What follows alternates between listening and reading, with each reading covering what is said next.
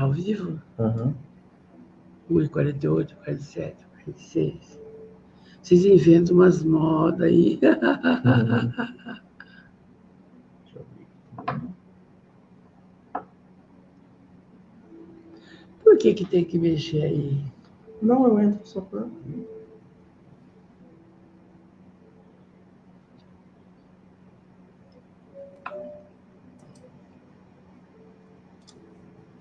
Você está atrasando 1 minuto já, olha lá.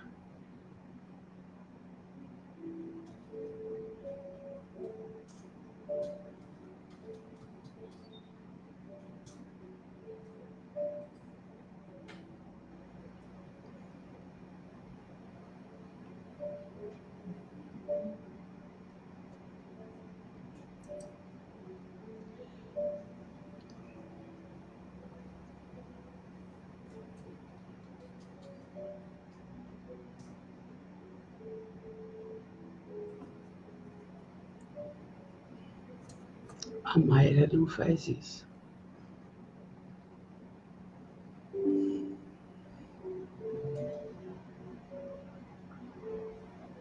Que bom que se der certo esse trabalho, né?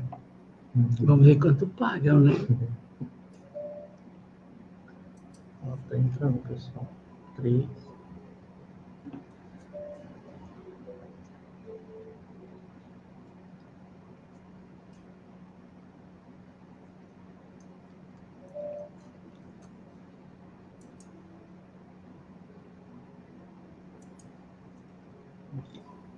Pode.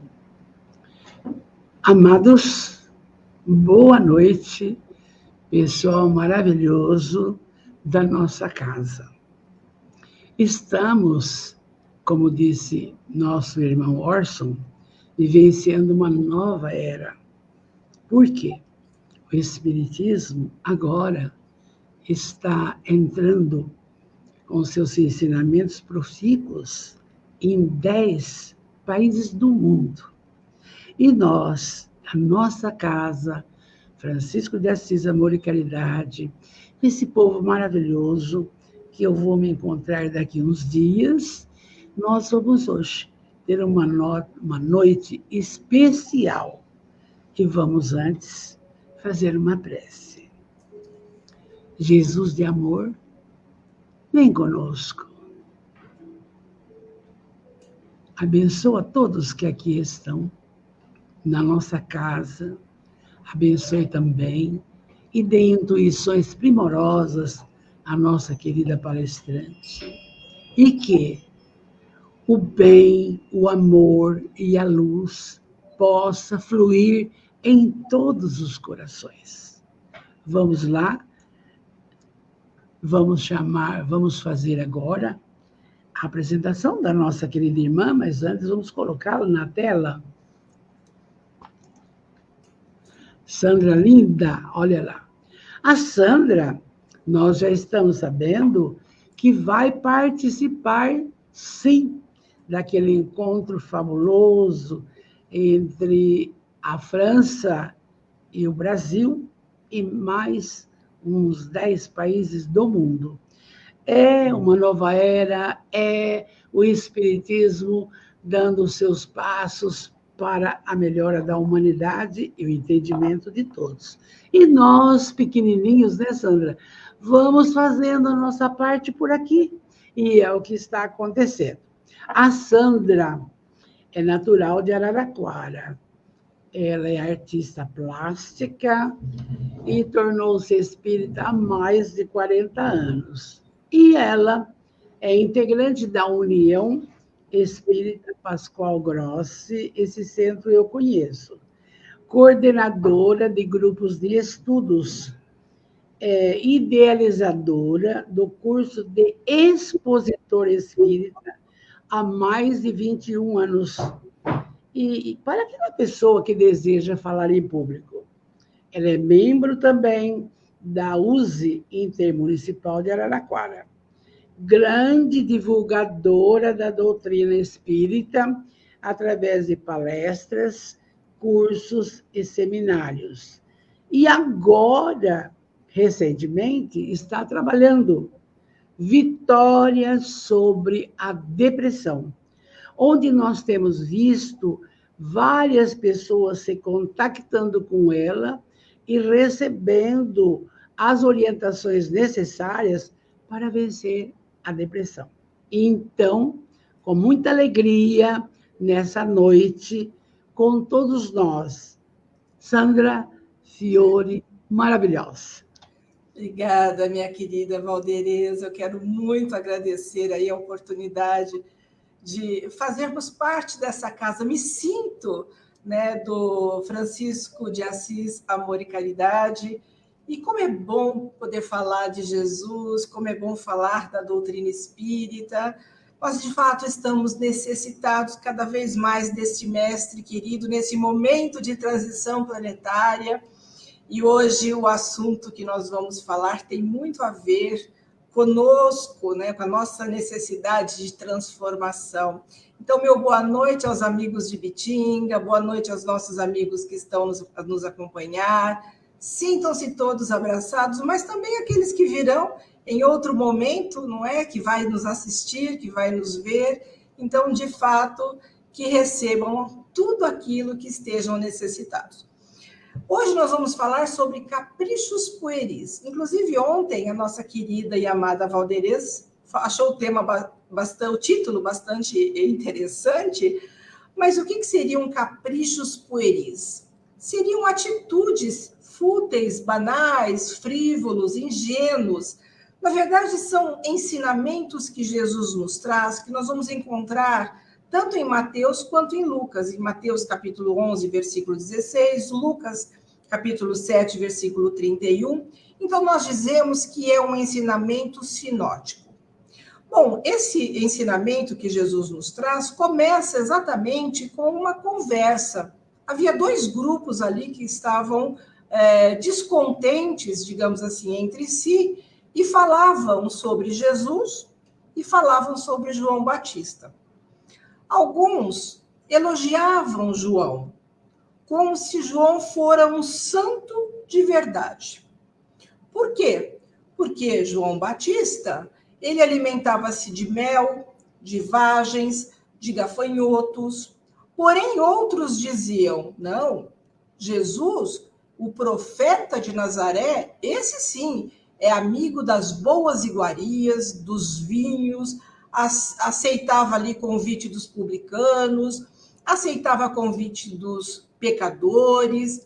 Jesus seria uma espécie de santo moderno, porque ele bebia, ele comia e ele vivia socialmente.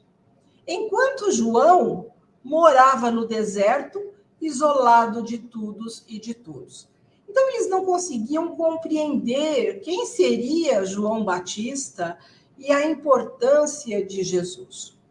Então, eles não entendiam, por exemplo, que João Batista, quando ele batizava, era para atrair as pessoas. Então, as pessoas buscavam João Batista e ele aproveitava que as pessoas o buscavam para poder ensinar e poder dizer que viria aquele que ele, de fato, não poderia nem sequer carregar as suas sandálias. Então, esse é João, o Batista, porque ele batizava com o intuito de atrair as pessoas. Agora, Jesus não. Jesus, ele já buscava as pessoas. Aliás, aonde Jesus estava, ele nem precisava buscar muito, porque onde ele estava, as pessoas se reuniam em torno do mestre por conta de tudo aquilo que ele dizia, mas principalmente por tudo aquilo que ele fazia. Porque Jesus, ele produzia fenômenos e não milagres, porque milagres não existem, porque esses milagres são explicáveis. Então, Jesus curou quem podia ser curado. Ele ressuscitou? Sim, aqueles que não estavam mortos, de fato, estavam no processo letárgico. E essas coisas chamavam muito a atenção. Então, onde Jesus estava, realmente uma multidão sempre se aproximava do mestre.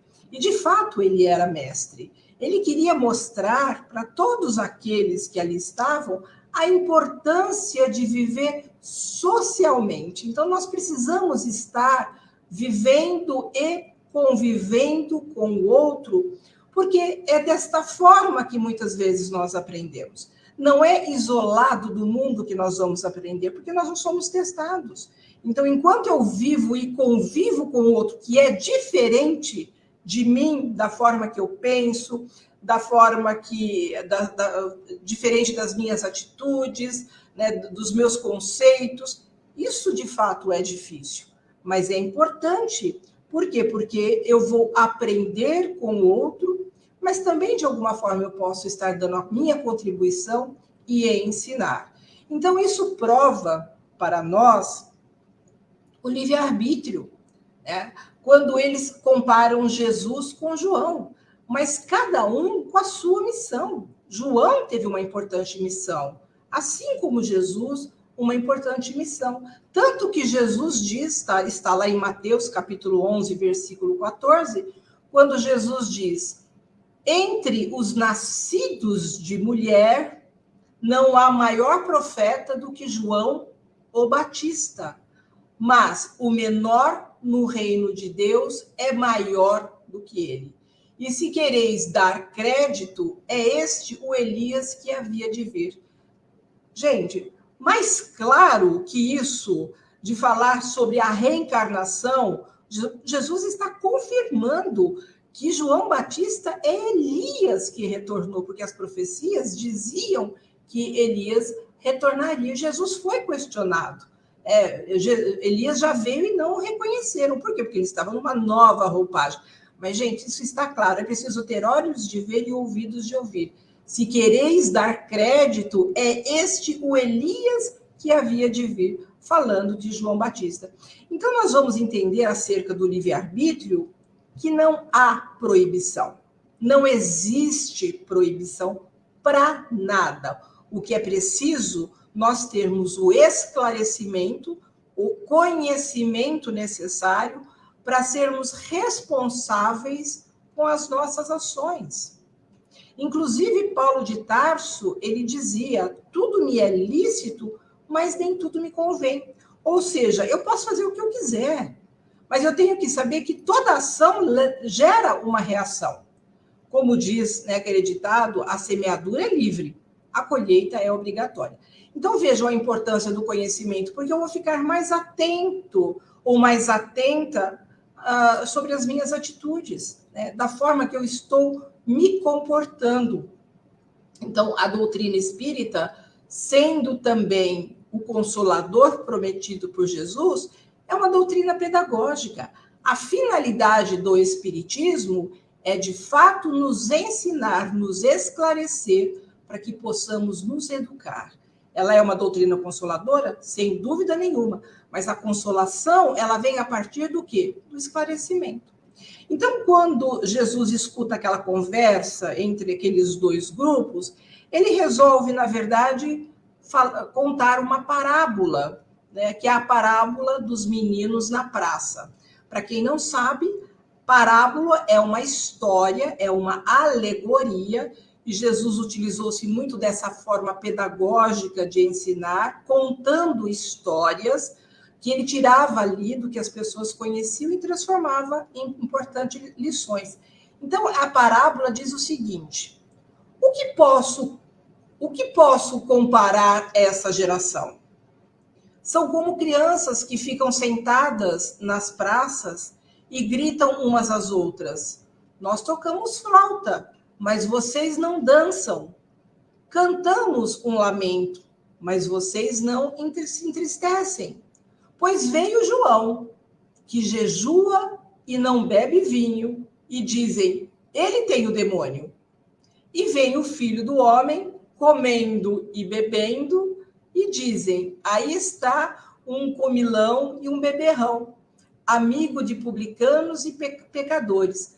Porém, vamos deixar bem claro essa frase que Jesus disse: mas a sabedoria é comprovada pelas obras que a acompanham. Então, Jesus compara a sua geração, a geração da época dele, como crianças que estão brincando numa praça. Quando, no seu tempo, o povo era extremamente infantilizado espiritualmente, ou seja, estavam na infância espiritual. Mas havia, entre esses que estavam na infância espiritual, alguns que tinham talvez um pouco mais de bagagem, um pouco mais de amadurecimento espiritual para entender um pouquinho melhor os ensinamentos de Jesus. Por isso, depois da parábola que Jesus conta, a parábola do semeador, que é a parábola das parábolas, depois, no final da parábola do semeador, Jesus é questionado: por que falais por parábolas? E aí Jesus responde: a vós é dado conhecer as coisas dos céus, a outros por parábola, porque vendo não veem e ouvindo não entendem. Ou seja, aqueles que queriam, que estavam talvez mais preparados espiritualmente, Jesus falava abertamente alguns assuntos. Outros não. Outros, Jesus contavam essas histórias, que a história é fácil de guardar, é fácil de memorizar, e depois, refletindo, eles poderiam ali, de alguma forma, entender o que Jesus, de fato, quis dizer. Então, as leis do Antigo Testamento, nós podemos dizer que está personificada em Moisés, porque Moisés foi a primeira revelação e recebeu lá no Monte Sinai o Decálogo, ou seja, são as leis mosaicas. O Novo Testamento é tudo aquilo que se refere, que Cristo nos deixou como ensinamento. Seria o Cristo, portanto, a segunda revelação. E o Espiritismo, o Consolador prometido por Jesus, é a terceira revelação. Revelação dos ensinos de Deus.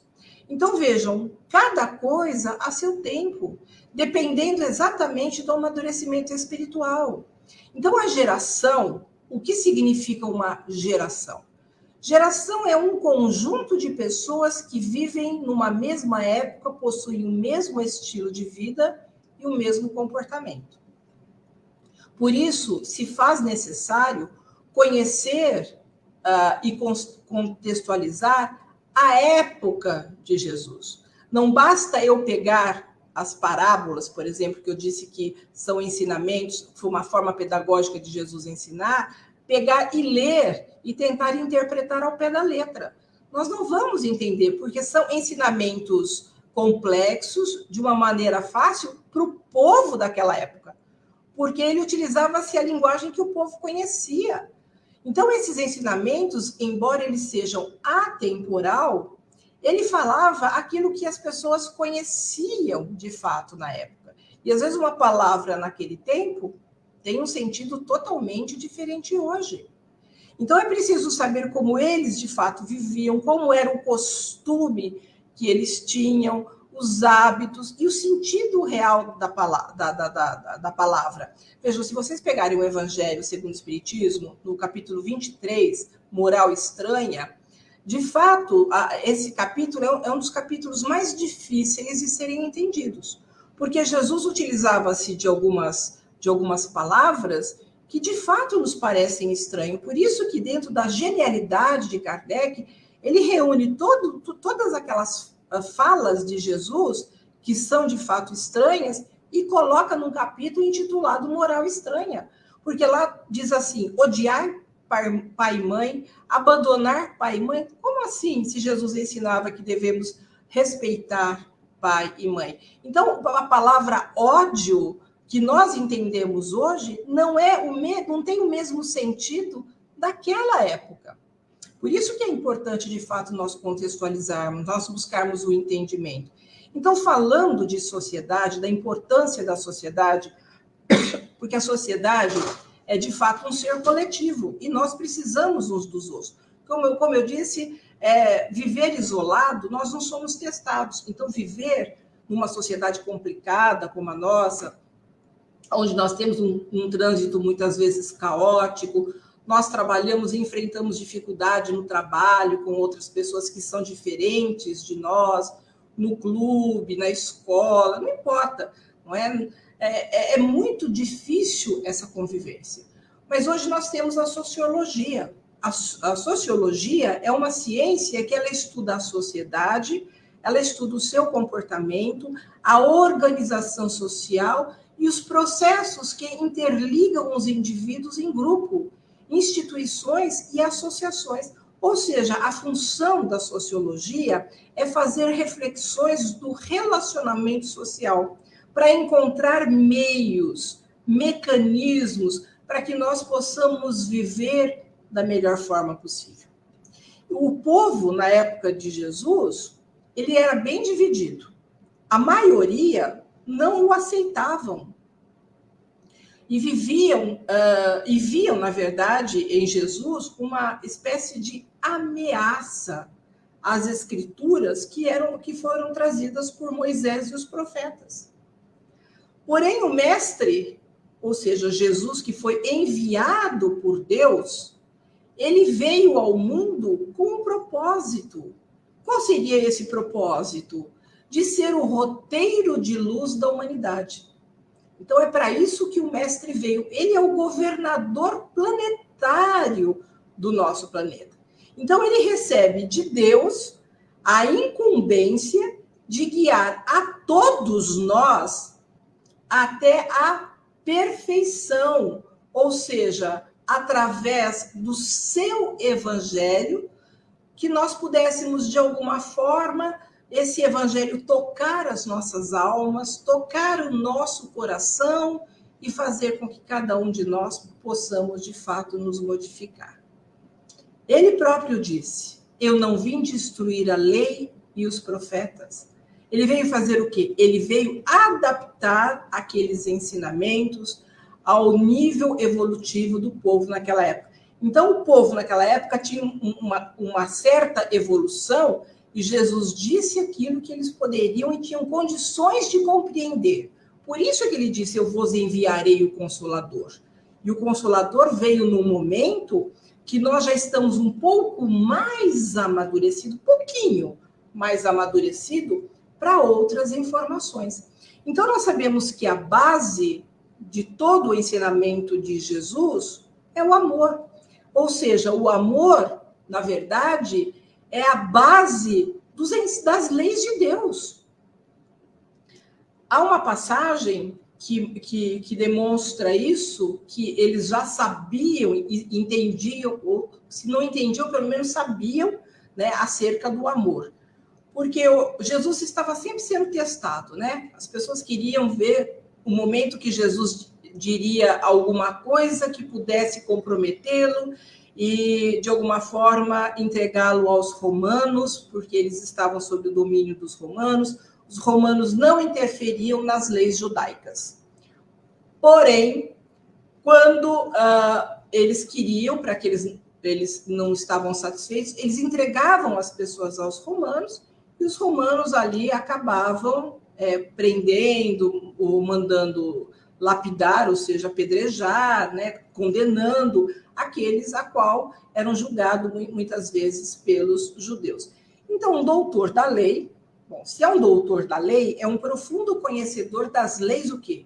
Mosaicas, das leis de Moisés, porque para se tornar um doutor, ele estudou principalmente as leis.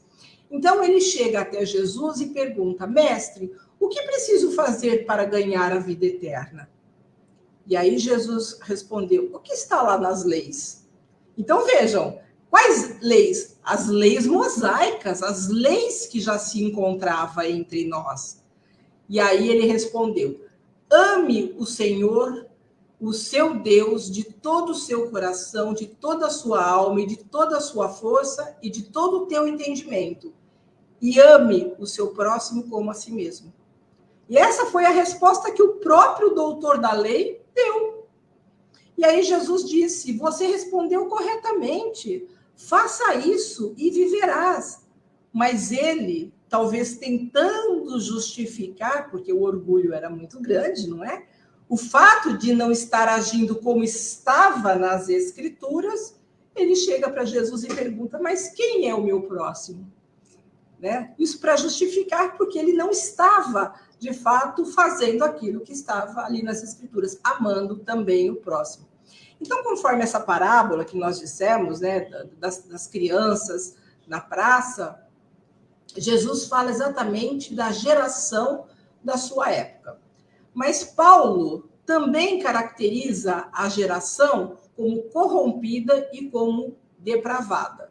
Nós vamos encontrar isso lá em Filipenses, capítulo 2, versículo 14 e 15, quando Paulo diz o seguinte: façam tudo sem queixas nem discussões, para que venham a tornar-se puros e irrepreensíveis, filhos de Deus inculpáveis, no meio de uma geração corrompida e depravada, na qual vocês brilham como estrelas no universo.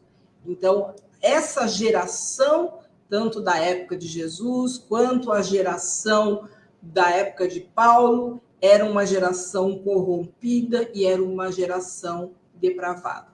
Mas há outras passagens também falando das gerações, como está lá em Lucas, capítulo 9, versículo 41, quando o Cristo diz aos seus discípulos: ó geração incrédula e perversa, até quando estarei com vocês e terei que suportá-los? Puxando a orelha daqueles seus discípulos. Também em Romanos, capítulo 12, versículo 2, diz: não se amoldem aos padrões deste mundo. Vejam só, não se amoldem aos padrões deste mundo a qual nós vivemos, mas transformem-se pela renovação de sua mente. Então, nós temos que nos renovar, mudar a forma de pensamento, mudar a nossa mente, né, e ampliar os nossos horizontes. Aí ele diz: para que sejam capazes de experimentar e comprovar a boa, agradável e perfeita vontade de Deus. Então, nós precisamos, de fato, não ficar presos às questões materiais. As questões materiais são importantes, sem dúvida nenhuma, nós vivemos na matéria, nós precisamos das questões materiais. Mas ficar preso só às questões materiais, nós deixamos as questões espirituais de lado. Nós precisamos ficar atentos àquilo que fazemos, àquilo que dizemos, àquilo que pensamos. E para isso nós precisamos, para mudar aquilo que não vai bem em nós, a coragem de olhar para nós mesmos e saber quem somos, saber dos nossos limites, saber até onde somos capazes de ir. Eu disse da importância do conhecimento para que nós possamos o quê? Nos educar. Nós precisamos nos moralizar. Olha, tudo isso que nós estamos vendo à nossa volta, que tristeza, né? Que tragédia, guerras e conflitos acontecendo por conta do quê? Por conta do quê? Por conta de vaidade, por conta do orgulho. Quem manda mais? Quem sabe mais? Não é? Então, vejam como que nós temos que ficar atentos exatamente, né, às nossas atitudes. Essa mudança tem que ser... Eu não consigo mudar o mundo, mas se cada um fizer a sua parte e vivenciar o Cristo, as coisas começam a mudar. Então, na parábola que Jesus nos deixou, ele demonstra que não importa como a mensagem lhes era transmitida na época, porque eram insensíveis, eles eram indiferentes quanto a Deus e às suas próprias vidas e destinos. Para eles, tanto faz erros cometidos ou perdão. Como diz na própria parábola, eles eram indiferentes. Por que eles eram diferentes? Eles não dançaram, ou seja, eles não se alegravam com as boas e novas dos ensinos do mestre, que vai proporcionar o quê? A salvação. Por quê? Porque eles não estavam preocupados em conhecer, eles não estavam preocupados em saber, né? E, de fato, o saber e o conhecer, nós ficamos mais atentos em relação às nossas atitudes. Então, eles não dançavam, eles não se alegravam com aquilo que o mestre estava nos deixando, ou deixando nos deixando até hoje, né? Porque até hoje nós estamos batendo a cabeça, porque nós já sabemos o que é certo e o que é errado. Nós já sabemos. O criminoso ou o assassino que vai e mata alguém, ele sabe que ele está errado. Mas por que ele continua matando? Porque ele não desenvolveu sentimentos, ele não aprendeu a amar, ele não tem compaixão, ele não tem piedade, ele não tem empatia. Então não basta só saber, não basta só conhecer, eu preciso colocar em prática. Então, né, a parábola diz que eles não se alegravam, né, com os ensinamentos que Jesus havia deixado, né, que iria propiciar a salvação, porque Jesus, ele é salvador nesse sentido, ele veio dar condições para que nós nos salvássemos. Então, eles não possuíam alegria com a possibilidade e a oportunidade das vidas sucessivas como espíritos imortais. Por isso que eu digo que essa doutrina é maravilhosa, essa doutrina é excepcional, porque ela não só nos fala da imortalidade da alma, mas nós sabemos exatamente o que acontece depois da morte do corpo físico, porque a maioria das religiões são espiritualistas. Os católicos, os protestantes, os evangélicos, de uma forma geral, acreditam que depois que o corpo morre, né, o espírito vai, né, ou para o céu, ou vai para o inferno, se não foi bom, ou para alguns vai dormir. Então, o espírito sobrevive à morte do corpo.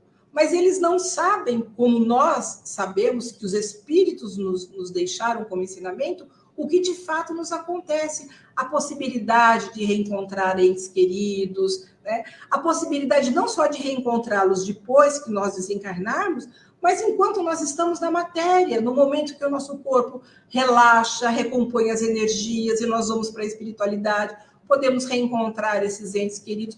Isso, de fato, nos conforta e nos consola. Então, é esse conhecimento que, de fato, vai nos dar o consolo.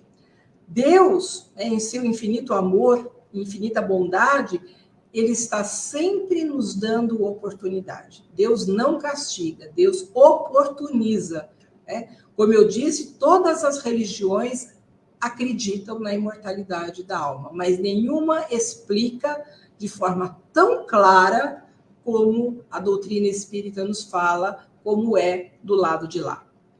Inclusive, tem alguns livros escritos de pessoas que sofreram EQM, né, o estado de quase morte, que passa ali por uma luz, por um túnel, rever pessoas, mas dizem que a sensação é tão boa que muitos que não podem desencarnar ainda porque não chegou o momento, não querem nem retornar. Tamanha sensação boa que sentem do lado de lá. E não são espíritas, são pessoas que tiveram o EQM, né, e que trazem esses relatos de fato. Então, Jesus diz que eles são insensíveis, eles não se entristecem por causa do quê? Da falta da visão aos erros cometidos, não aceitam que erram. Assim como a insensibilidade da dor alheia. Quem não está sensível ou não está sofrendo, vendo os nossos irmãos no Oriente Médio sofrendo, ou os nossos irmãos ali na Rússia e na Ucrânia sofrendo, mas outros conflitos também estão acontecendo, né? No Irã, no Afeganistão, em vários locais, na África, vários locais estão tendo conflitos. E quando nós nos sensibilizamos com a dor alheia, isso é um sinal que nós começamos a desenvolver esse sentimento. Isso é algo positivo, né? Quando nós sofremos, de fato, a dor do outro, quando nós temos, de fato, empatia. Por isso, Jesus chegou na escuridão da noite, né? Na escuridão da humanidade, quando ele nos deixa a parábola das 10 virgens. Sabe aquela parábola que Jesus, as 10 virgens estão aguardando Jesus com as lamparinas, né, para fazer o cortejo do noivo até o casamento? Essa parábola significa o quê? Que o noivo seria Jesus, a noiva seria a humanidade, né? Então, as virgens, na verdade, aguardavam para levar o noivo para se casar com a humanidade, porque Jesus se casa com a humanidade, e o pai do noivo dá como não seria herança, né? Seria ali, daria um presente, digamos assim, à humanidade, seria, na verdade, o Evangelho, que estaria nos deixando. Então, vejam, e diz que o noivo passa exatamente à meia-noite, ou seja, na escuridão da humanidade. Então, ele vem justamente para isso, para nos orientar, para mostrar o caminho que nós devemos seguir. E as pessoas são insensíveis em perceber o quanto cada atitude que tomamos pode contribuir e mudar o mundo através da nossa luz. Então, veja, quanto mais nós aprendemos e quanto mais nós vivenciamos aquilo que Jesus nos deixou, mais nós, de alguma forma, vamos contagiar, vamos influenciar de forma positiva aquelas pessoas que conosco caminham, né, rumo ali à evolução. Então, quando ele diz que são inertes, aquelas pessoas que são inertes, elas não modificam seu comportamento e vida nem pela pregação da época de João Batista, porque ele veio também, como eu disse, com a missão, que eles não entendiam a missão de João Batista, e nem o estilo de pregação de Jesus. João Batista, ele veio, na verdade, como missão que teve, né, que era dentre os nascidos de mulher, como disse Jesus, né, o mais evoluído, digamos assim, ele veio abrir caminho para que Jesus pudesse ali pregar. Então, ele chegara, inclusive, ele disse assim que chegaria aquele que não batizaria com água, como ele batizava, mas iria batizar com fogo e Espírito Santo. O fogo significa purificação. Jesus, de fato, é um Santo Espírito e veio nos purificar, né, através do quê? Através da palavra. Então, não tenho condições de carregar nem sequer as suas sandálias, disse João Batista. Então, João Batista, inclusive, era primo, né, de Jesus, filho de Isabel, e que foi preparado para, de fato, ser o precursor daquele que viria a ser o maior de todos os espíritos que reencarnou, ou não, na verdade, que encarnou na Terra. Jesus não reencarnou, Jesus encarnou na Terra. Então, como estaria hoje a nossa geração? Analisemos, né? Será que depois de 20 séculos que Jesus já esteve entre nós já temos um amadurecimento suficiente para entender e colocar em prática tudo aquilo que Jesus nos deixou? Será que já nos encontramos no estágio de regeneração para entrarmos numa nova era? É isso que nós temos que questionar, porque, na verdade, para deixarmos de ser um mundo de provas e expiações e chegar a ser um mundo de regeneração, nós precisamos estar, a maioria de nós, no estágio de regenerados. E vendo tudo que nós estamos vendo à nossa volta, é impossível dizer que daqui a alguns anos nós já podemos nos dizer no mundo de regeneração. Vai demorar muito se continuarmos do jeito que estamos. Por isso que nós temos que fazer a nossa parte. Eu disse, nós não conseguimos mudar o mundo, mas podemos dar condições para que o mundo mude a partir de cada um de nós, né? Nos modificando e dando o bom exemplo àqueles que estão conosco. Então, Cristo nasceu como cada um de nós nasceu. Hoje ele já faz parte da ordem crística. Ele é responsável pelo nosso planeta, mas ele também continua a evoluir. Então, enquanto ele é responsável apenas pelo planeta Terra, vai chegar um momento que ele vai ser responsável por toda a galáxia, porque o processo evolutivo continua, né? Na visão espírita, Jesus é o criador e governador da Terra, totalmente responsável pelo destino, né, do nosso planeta. Ele é co-construtor do nosso planeta. Jesus, ele viveu, não só morreu por nós, ele viveu por nós. Porque ele poderia simplesmente ter enviado um outro espírito para vir no lugar dele, sabendo por tudo aquilo que ele iria passar. Não, no entanto, ele mesmo veio. Ele veio mostrar o caminho do amor fraternal, como nós devemos agir uns com os outros. Por isso que ele diz Eu sou o caminho, a verdade e a vida, e ninguém vai ao Pai senão por mim. Esse caminho que ele veio nos mostrar, que nós devemos seguir, a verdade que ele representa e a vida que nós temos que ter a partir da verdade que ele nos deixou. Então, ninguém vai chegar ao Pai se de fato não vivenciar o amor e se nós não construirmos o reino de Deus em nossos corações. Então, nós temos que buscar fazer o bem, buscar fazer a caridade, porque é a caridade que vai fazer fluir o amor em nossos corações. João Batista, ele pregava, às vezes, até de forma ríspida. Ele pregava aos gritos, né, de arrependimento, vocês têm que se arrepender e tal.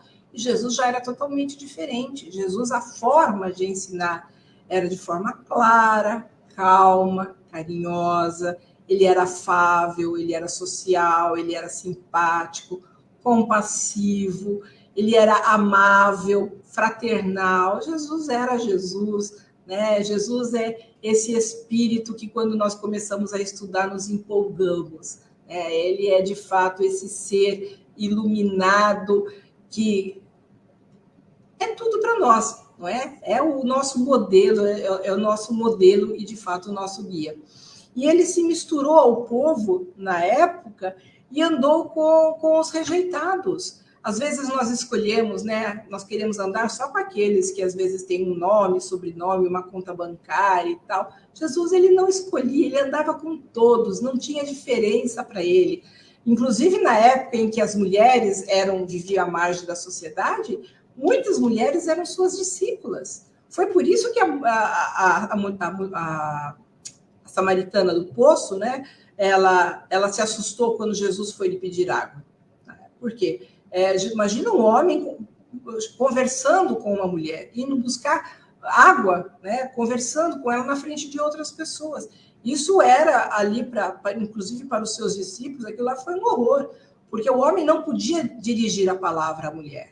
Ela era praticamente invisível. E Jesus vai até a mulher samaritana, ele pede água, e ela assusta. Sendo você um judeu, né, um judeu vem conversar com uma mulher ainda mais samaritana. Jesus queria ensinar que todos são iguais, não existe diferença.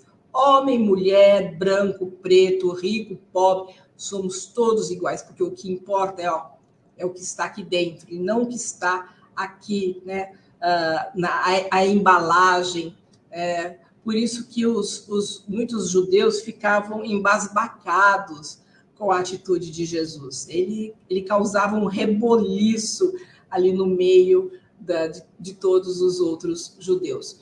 O que Jesus quer, na verdade, nos mostrar é que nós, ainda hoje, vivemos ali para julgar, né, ou para julgar pela superficialidade. Né? Não nos importamos muito com o que vai no coração das pessoas, quem de fato são as pessoas.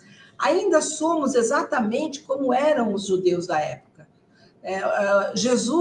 Por isso que Jesus conta exatamente a parábola do samaritano, porque o samaritano era considerado um povo impuro, e, no entanto, Jesus conta que o único que teve compaixão daquele homem caído à beira da estrada não foi o sacerdote que conhece as leis, não foi o levita que conhece as leis, mas foi um samaritano que os judeus não gostavam.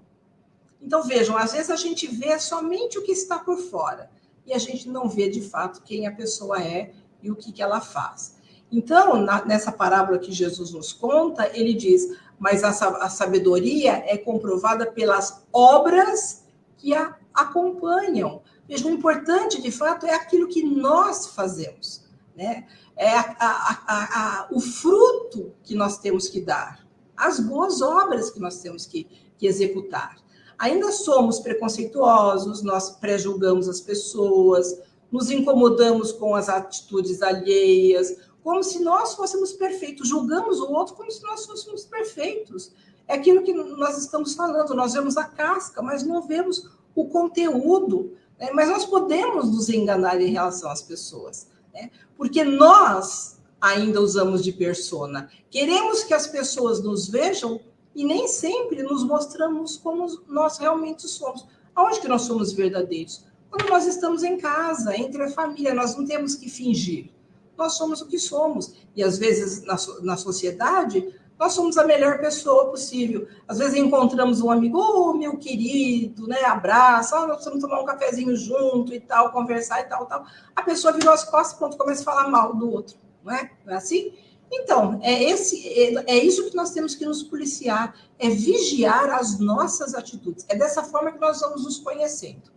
Jesus, sendo esse espírito da ordem crística, na sua época, ele não foi uma unanimidade. Assim somos nós. Existem divergências de opiniões e sempre existirão divergências, porque nós somos individualidades e cada um traz a sua bagagem. Eu hoje, Sandra, trago uma bagagem de várias experiências pretéritas. E não existe ninguém igual a Sandra. Existe melhor, também existe pior. Assim somos todos nós. O que nós temos que fazer é respeitar o próximo. Por isso que o homem sapiente não é afetado pela opinião pública. Ele não se deixa levar pelo que o outro diz. Já pensou quando nós chegarmos nesse estágio? Homens espiritualizados não se preocuparão com fofocas, não se preocuparão com maledicência. Por quê? Porque estará acima disso. Mas como espíritos imperfeitos, que ainda somos, nós nos melindramos com o que o outro fala. Às vezes até um olhar meio assim de esgueio, isso já nos incomoda. E foi exatamente isso que Jesus veio fazer, nos preparar para chegarmos o quê? A sabedoria. Porque não adianta só saber, porque a sabedoria não é só saber, mas é saber o que fazer com aquilo que se sabe. Imagina, quando Gandhi foi questionado se ele tinha perdoado os ingleses por ter ali dominado a Índia, ele falou, não, eu não perdoo. Mas como assim você não perdoa? Ah, porque eu não me sinto ofendido. Já pensou quando nós chegarmos num estágio desse, de não sermos mais atingidos pelo que o outro diz ou pelo que o outro faz? Sempre haverá aqueles que não concordarão conosco. Mas, às vezes, usamos de intolerância porque queremos sempre ser o quê? Os donos da verdade. Isso tem nome e sobrenome. Orgulho e egoísmo. O fato de hoje vivermos mais de forma online, estamos nos tornando intolerantes e antissociais. A conversa não é mais pessoalmente, e sim, hoje, só se conversa pelo WhatsApp, só se conversa pelas redes sociais, está fazendo com que percamos a capacidade de lidarmos com conflitos. Se nós hoje não queremos conversar com alguém, nós não abrimos a mensagem do WhatsApp. Se alguém nos diz alguma coisa que nós não concordamos, nós vamos fazer o quê? Vamos lá e bloqueamos aquela pessoa.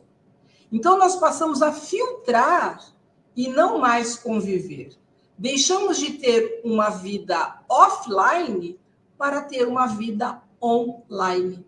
Com isso, não conseguimos resolver coisas que antes eram simples de ser resolvidas. Hoje, no meu grupo de estudos, nós estávamos pensando, tinha o tempo que não tinha TV, nós conversávamos com o vizinho na porta de casa, botávamos a cadeira na rua. Aí veio a televisão, começamos a nos reunir na frente da TV, mas não conversávamos, ficávamos atentos à TV. Aí veio o computador, ficamos presos no computador. Agora veio o WhatsApp, ficamos presos no WhatsApp. Então, vejam, tudo isso está fazendo com que nós nos tornemos intolerantes. Passamos a fugir e a ignorar aqueles que são diferentes de nós. Então, por isso está havendo essa polarização, que é o resultado do comportamento humano, que só valoriza o quê?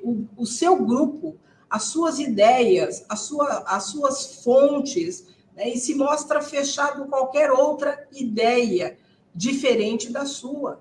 O que comumente acaba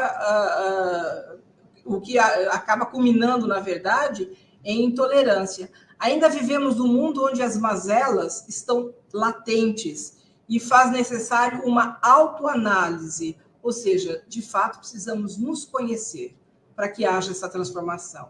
Mudarmos e começarmos a usar o senso crítico e não ficar preso, muitas vezes, a opiniões alheias, a formar a nossa própria opinião. Kardec, inclusive, foi um ser muito racional. Ele utilizou-se da razão e do bom senso para ser o codificador da doutrina espírita. Algumas pessoas, inclusive, querem justificar as suas atitudes, as fofocas, as maledicências, dizendo, Ah, eu estou falando a verdade. Que verdade? Seria mesmo? Será que nós não poderíamos estar enganados?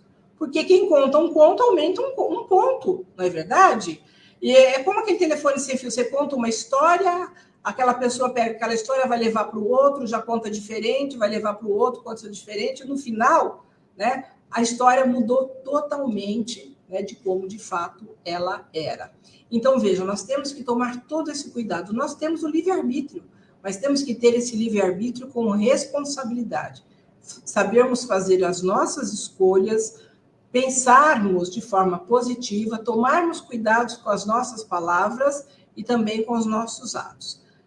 Pablo Neruda já dizia: você é livre para fazer as suas escolhas, mas é prisioneiro das consequências. É muito semelhante ao provérbio: a semeadura é livre, mas a colheita é obrigatória.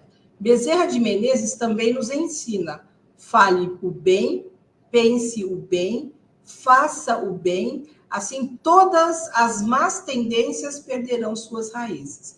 Devemos escolher bem as palavras que vamos proferir, porque palavras são como plumas ao vento. Quando você fala, você depois não consegue mais pegá-las. Então, esse cuidado nós temos que ter.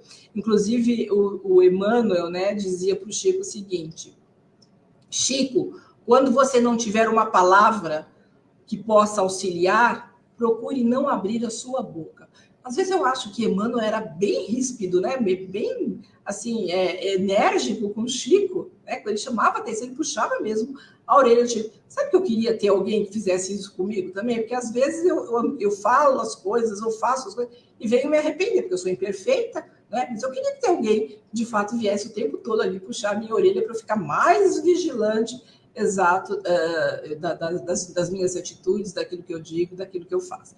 E como eu disse, Kardec foi de fato um grande filósofo, porque um dos pilares da filosofia é exatamente esse cuidado que se tem que ter, né, usando sempre a razão e o bom senso. Tanto que Kardec, ele não disse que o espiritismo era uma religião, ele disse que o espiritismo era uma doutrina.